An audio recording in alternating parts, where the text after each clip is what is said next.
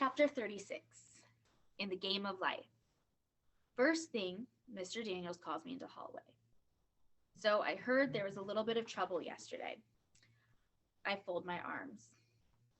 Teachers often leave special instructions for a sub, but she was not supposed to share my notes with the class. I figured I'd write her a note telling her you could do a picture so she didn't pressure you to write.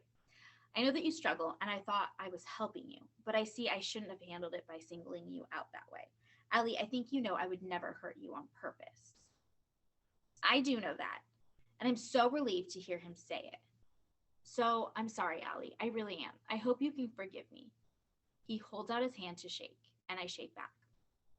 That afternoon, Mr. Daniels moves his king, placing it on a black square between his own bishop and my knight. And I see the three of us, Albert, Keisha, and me. With Keisha as the bishop, tall and powerful and able to move across the entire board in one move.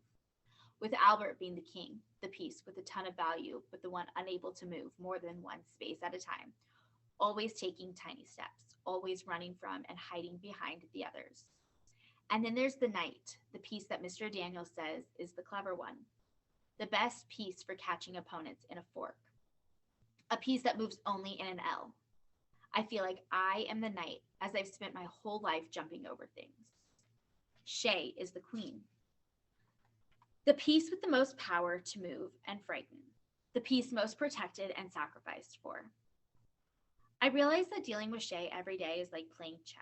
She is always looking for your weakness, always trying to get you flustered and force you into a mistake. Against her, you have to remember that the board is always changing and moving. Keep your eyes open. Be careful. Have a plan. Realize that you can only stay on the defensive for so long. Eventually, you have to take a stand, but no matter what, don't give up. Because every once in a while, a pawn becomes a queen. Well, Mr. Daniels asks, pulling me from my mind movie.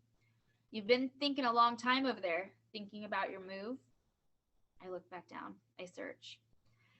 I haven't beaten him lately, and I so want to. And then I see it. It's the knight. The answer is in the knight.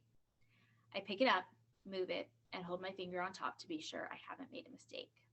Yep, I've put his king in check and given him nowhere else to move. Checkmate. He throws up his hands, but seems happy. You didn't let me win, right? Allie, I have 3 brothers. I am not capable of letting someone win. He laughs a little. I think you're just invincible. And then he winks and begins taking the pieces off the board and putting them in the box. I am sad the game is over, and I'm relieved that I trust him again. And it isn't funny. I've gone from invisible to invincible. And that is the end of chapter 36.